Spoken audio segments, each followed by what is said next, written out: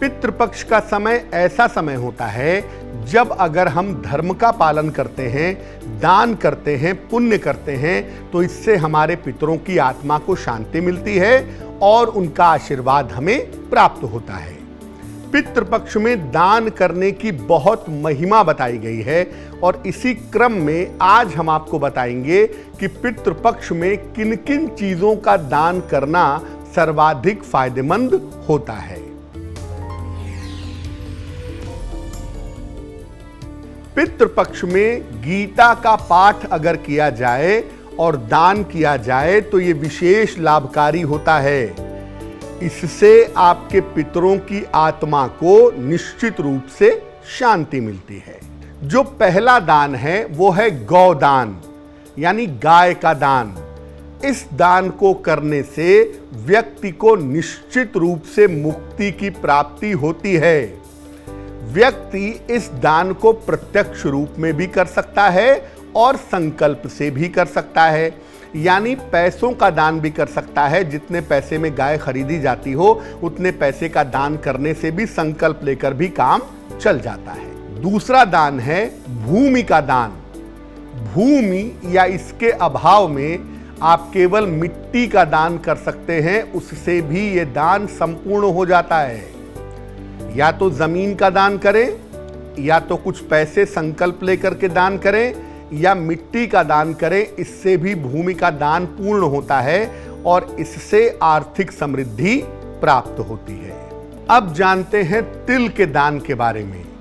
काले तिल का दान भी पितृपक्ष में किया जाता है निर्धन व्यक्ति को। ऐसा करने से ग्रहों की बाधा से, नक्षत्रों की बाधा से व्यक्ति को मुक्ति मिलती है।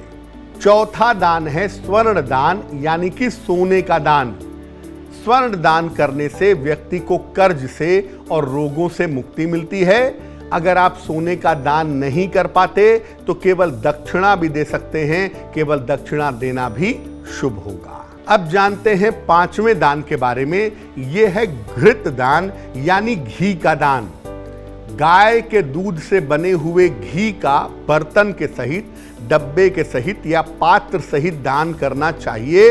ऐसा करने से पारिवारिक जीवन बेहतर होना शुरू हो जाता है। अब जानते हैं अगले दान के बारे में, जो है वस्त्र दान।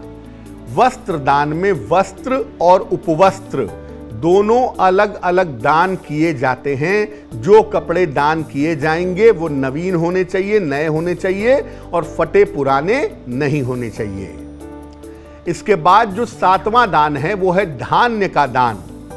इसमें कोई अलग अलग या कोई एक धान्य यानी अनाज, इसका दान किया जाता है। आप अलग अलग अनाज का दान भी कर सकते हैं या किसी एक अनाज का चाहें, जैसे गेहूं का, चावल का, इसका भी दान कर सकते हैं। ऐसा करने से वंश वृद्धि संभव होती है और संतान की तरफ से अगर कोई दिक्कत है तो वो दिक्कत दूर हो जाती है। आठवां दान है गुड़ का दान। गुड़ का दान करने से पितरों को विशेष संतुष्टि प्राप्त होती है। जो कहते हैं कि हमारे पितृ तृप्त होने चाहिए, हमारे पितरों को तृप्ति मिलनी चाहिए, ऐसे लोगों को गुड़ का दान किसी निर्धन व्यक्ति को पितृपक्ष के दौरान करना चाहिए। नवां दान है रजत दान। रजत माने होता है चांदी। चांदी का दान करना परिवार और वंश को मजबूत करता है। किसी निर्धन व्यक्ति को आप पितृपक्ष में चांदी का दान भी कर सकते हैं। चांदी के अभाव में कोई सफेद वस्तु का दान भी अगर आप चाहें तो वो किया जा सकता है। 10वां दान है लवण का दान। लवण कहते हैं नमक को। नमक का दान किए बिना कभी भी दान संपूर्ण नहीं होता। खास तौर से जब आप अनाज का दान कर रहे हैं तो साथ में नमक का दान जरूर करें। नमक का दान करने से प्रेत और आत्माओं की बाधा से मुक्ति मिलती है। तो आज हमने बात की कि पितृपक्ष में किन 10 चीजों का दान करने से पितरों की आत्मा को शांति मिलेगी और आपको पितरों का आशीर्वाद प्राप्त होगा। अब जान लेते हैं क्या है आज की सलाह।